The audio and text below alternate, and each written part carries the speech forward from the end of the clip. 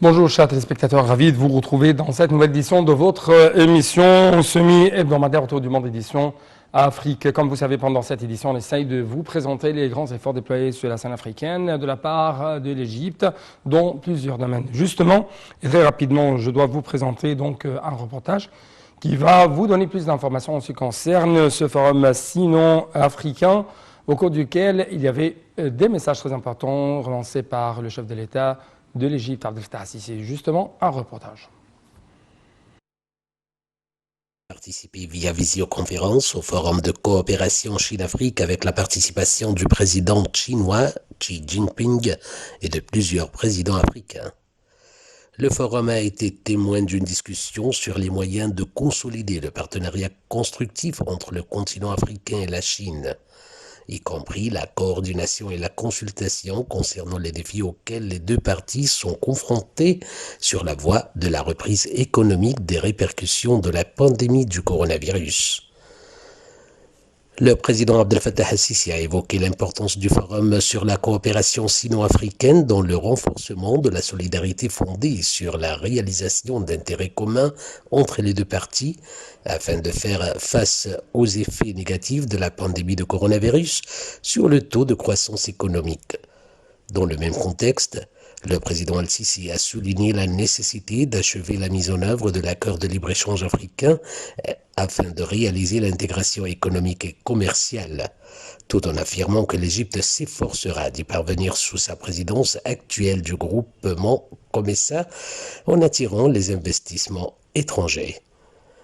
Le chef de l'État a également loué la mise en lumière de l'expérience égypto-chinoise dans le domaine de la fabrication de vaccins, grâce à laquelle l'Égypte a réussi à devenir le premier pays africain à posséder les capacités de fabriquer les vaccins contre le coronavirus. C'était donc l'appel à la prière de midi ou de Dhuhr selon l'heure locale du Caire à partir de la mosquée Al-Fatah Al-Alim qui se trouve dans la nouvelle capitale administrative de l'Égypte. De retour donc à notre sujet à discuter durant les 10 prochaines minutes. Il s'agit de ce forum, ce partenariat entre l'Afrique et la Chine.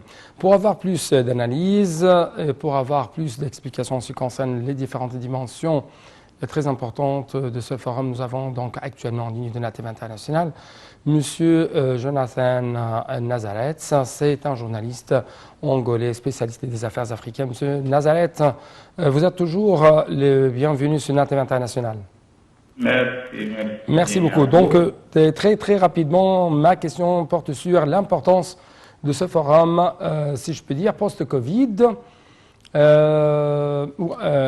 Et même, j'aimerais savoir votre remarque en ce qui concerne les différents points qui ont été suscités pendant les discussions au cours de ce forum.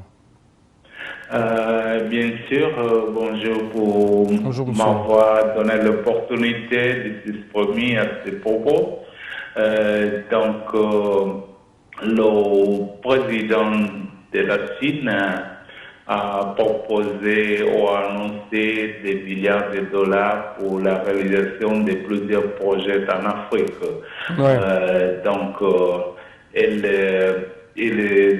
Au moment qu'il s'exprimait dans l'ouverture de la cérémonie de 8e conférence ministérielle du Forum sur la coopération sino-africaine,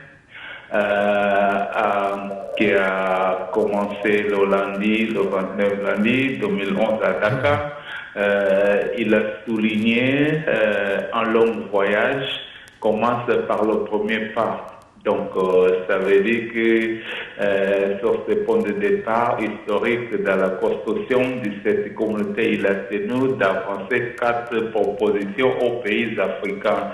Donc, il s'agit tout d'abord de poursuivre la lutte solidaire contre la COVID-19.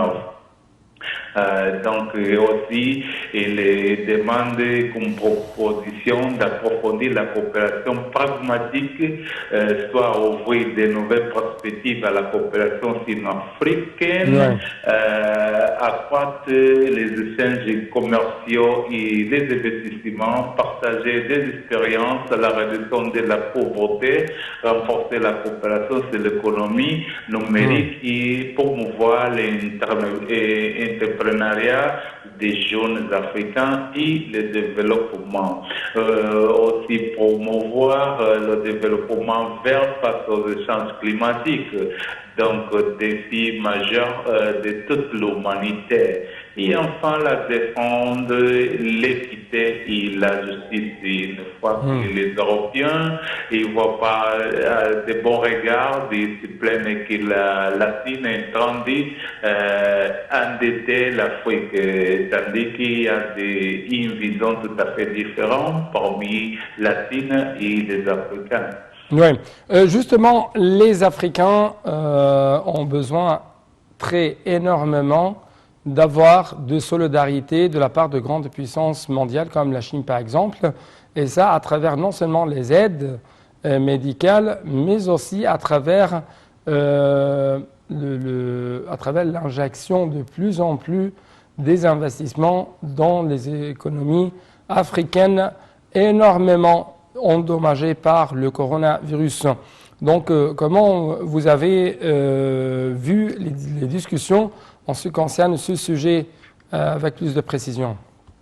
Il va bien, comme vous savez, l'Égypte c'est un grand potentiel en Afrique. Il a déjà eu la chance d'y avoir la vaccine d'y refaire dans l'Égypte même. Il permet la vaccination des Égyptiens autant que les étrangers résidant en Égypte. Donc c'est déjà une facilité que la Chine a donnée. Et il a aussi beaucoup de projets qui sont déjà mis en terre par la Chine, tels comme la modernité des entreprises. Et la Chine est en train d'investir fortement en Afrique, soit qu'il y a déjà des demi-kilomètres de chemin de fer et près de 100 000 kilomètres de route sur le continent africain. Donc, il crée au moins, et qui a permis d'avoir au moins 4,5 millions d'emplois. Donc, la Chine est toujours là, il fait son travail dans le silence. Je tiens aussi à dire que,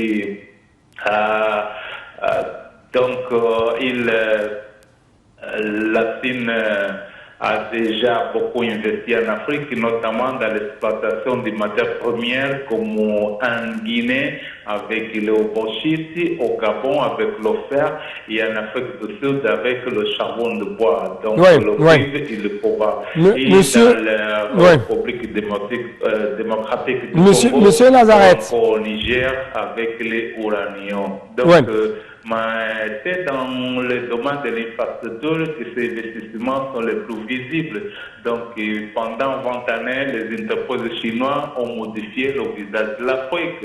Soit par exemple au Kenya, la capitale de Nairobi est désormais reliée à Mombasa grâce à 440 km de chemin de fer. Monsieur Nazareth, Monsieur Jonathan. Au Mozambique, par exemple, la Chine aussi a réalisé le plus long pont suspendu d'Afrique, 3 km, soit à la Maputo, la capitale, jusqu'à Katembe.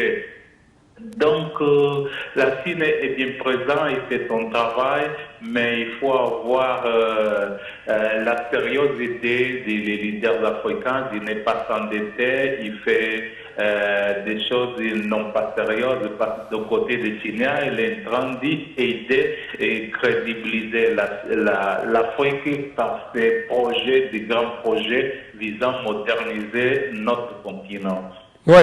Ma dernière question, très rapidement, l'importance de l'intégration africaine à travers l'activation de l'accord de libre-échange africain, et ce, dans le cadre de ce partenariat entre les pays africains et la Chine.